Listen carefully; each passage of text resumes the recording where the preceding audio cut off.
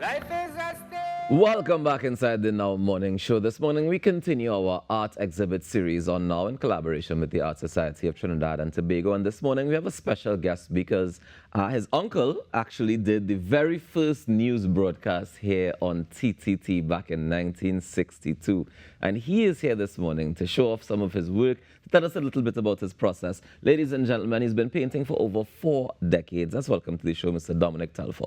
Thank you. Thank you for having me on the show. How are you doing this morning? I'm very well this morning, thank you. All right, so first of all, tell me, what is a neo-impressionist artist? Well, I've seen that term recently, and basically it's a balance between a real scene and an abstract scene. So it goes on from the original Impressionists from the start of the last century. Okay. But the modern version of it is that balance between reality and one's impression of the thing. And it's that balance, hopefully, that I'm trying to capture in my pictures. And has that always been your style? Not really, no. This has come about since being in Trinidad and painting maybe for the last 3 years. I've developed this style. Okay. I'm painting in this medium called gouache. Okay, so let's jump back to the beginning then. What inspired you to get into art in the first place? It's one of those things that started very small. As a boy in Trinidad, I lived in Picton Street, just around the corner there, and went to Tranquility School.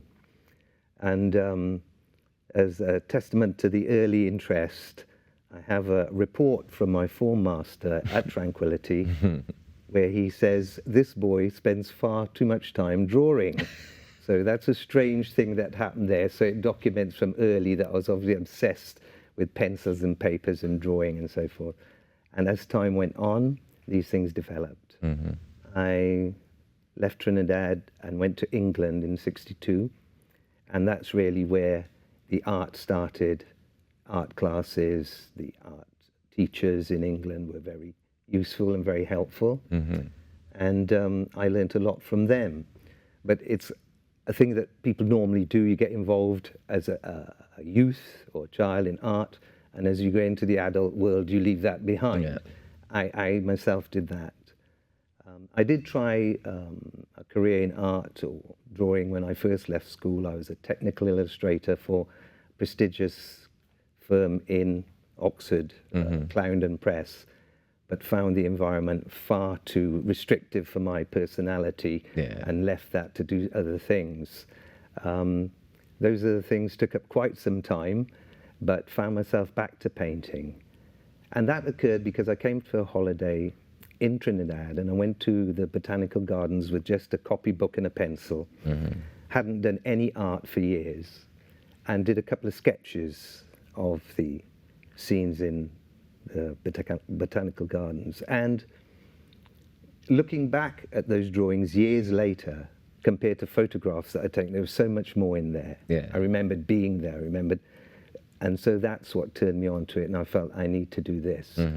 So winding forward after trying all kinds of medium, oil, acrylic, watercolor was really the starting point. And gouache is a version of watercolor, except that it's got an opaque consistency. You can put light over dark and dark over light, so it's very forgiving. Okay, so similar to acrylic. It's similar to acrylic in a way, but it can be reactivated. So if you put a wash down and you put some colors down and decide you don't quite like those, you could quite easily remove them or paint over. Okay. Even though acrylic is quite versatile, once it sets, that's the end of it. And there are problems involved if you use inexpensive brushes and you just forget or something, the thing is solid inside of there.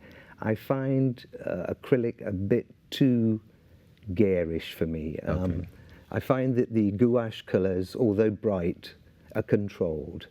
I've always found a bit of a difficulty containing the element in acrylic, that it's so powerful. A lot of people can deal with it, but I'm not one of those. I prefer slightly... And that's fantastic. Once you find the one that works for you, that's the most important part. All right, so you have some paintings with us on set here, and I'd like us to go through them a little bit. We could start with Hand in Hand at Independence Day 2023. Tell me, what inspired this one? Well, I'm a plein air painter, really, and this has come about through living in Trinidad and having the opportunity that the weather is so nice that you can go out and paint. So a lot of people who are looking on now may recognized me from the chap round the savannah doing paintings. Right.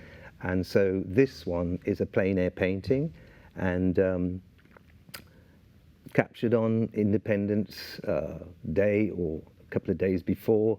Any particular reason that you chose to sit at this side of the savannah? No, I'm always there. It kind of has a feel to it, has a vibration to it. People are passing by, and it's fairly safe from various elements, you know, cars passing at speed or whatever. So I quite like that side of the savannah, and have done. I'm there almost as my second home. Okay. I'm sure a lot of people who see me, and very lovely people who stop and talk about the art, and children sometimes come up, you know, and drag their daddies and mums back to see what's going on. That's always very nice. All right, so the one next to that one on set is Kite Flyers at Easter time, where you went to a different part of the savannah. Yes, that one's actually one of the oldest paintings I've done in this medium, and it was done from a photograph. I rarely do that these days, but it was early in the time I was getting to grips with the medium, and I quite liked that one, and brought it along today to show, you know, cameo shots of Trinidad, people flying kites, walking around the savannah, this kind of thing. But I think I can also see the difference between this one and the one before, Hand in Hand at Independence Day. And we see the difference in your maturity as an artist. That's right. These things are always good to do if you're an artist. Keep records, keep your work, so you can plan how to go forward and see where you've come from, and see, oh, I've improved, you know, my perspective is a lot better, or my color handling is a lot better. You remember what year you would have done this one? Not long ago. I think this was about 2 years ago in 22. Okay. Well, back in 22, you also would have done Mukajambis on Emancipation Day. Well, that was 23. That was last year at Emancipation Day, and I managed to get 3 paintings done in that afternoon, and that one is actually done sitting on a bench somewhere out of the way. But I find that if you're there live, there's a certain spirit, there's a certain vibration that you pick up and you can paint. And the painting always seems to have more life in it than if it's done from a photograph. Yeah. So I very rarely now work from photographs. I take on the live force. But tell me something, when you're doing it live in person, like especially something like that scene we just saw there with the Mukajambis, I mean, I imagine there's constant movement of Mukajambis. Nobody's standing still in one spot for you to paint the... Yeah, well, it's one of those things to do with plein air painting where there's a bit of a challenge. Yeah. But I've found my personality likes that challenge, and it forces me to be quick with the paintings. Sometimes you get a photograph and you're in the studio painting this for 2 or 3 months. Yeah, perfecting it. Yeah, and by the end of it, unfortunately, to me as an artist, it can have a rather dead look about it. It's overworked is the term we use as artists. You've done a bit too much, the freshness has gone. Yeah. I find painting plein air, you're forced to make quick decisions. You're forced to do these things, and it causes you to have a lot more vibrancy in the work. All right, tell me about Man's in the Law, because that one was a plein air as well? That one was done from a photograph. The last trip I had, I was staying actually at Rampanalgus during the COVID outbreak. So I went to Balandra to try and get away from the virus, and was a little way away from Rampanalgus for nearly 2 years. And that's where the term painter man came from. The villagers used to see me out there painting by the side of the road. It was very, very nice experience. Almost adopted by the village of Rampanalgus. Nice. And so to everybody in Rampanalgus, lots of love from Dominic. Miss you all dreadfully. Hope to get back and see you again soon. All right, and tell me about the final one we have on set, watching football. I mean, you went back to the savannah. Well, the savannah really is a kind of spiritual home for me. As I say, I lived in Picton Street as a boy, and in those days we had a lot of freedom. And even at 7, we'd be on our bicycles, cycling up to the Hollow, getting up to all kinds of mischief, as you imagine in those days. Well, we thought it was mischief. And so it has a certain, as I say, spirit of place, I think people call it. And that's what I tried to do. I've always said that on arriving in England as a boy, there was very little to remind me of Trinidad. You went to the library to look for photographs of Trinidad, and they were very sterile, the Queen visiting or something. Yeah. And I decided it'd be nice to come back and paint paintings for Trinidadians who perhaps might have to leave Trinidad or away from Trinidad, and they want something to remind them of the place. This is what I try and capture in my work. And you capture the spirit of it very, very well. I mean, even in that last one, watching football, I mean, you can look at it immediately and you see the landscape, you see the trees, but then when you look at the detail to see the players playing football, the activity and the life around the savannah, definitely well done. Thank you very much indeed. If people are interested in purchasing some of your work, how can they reach you?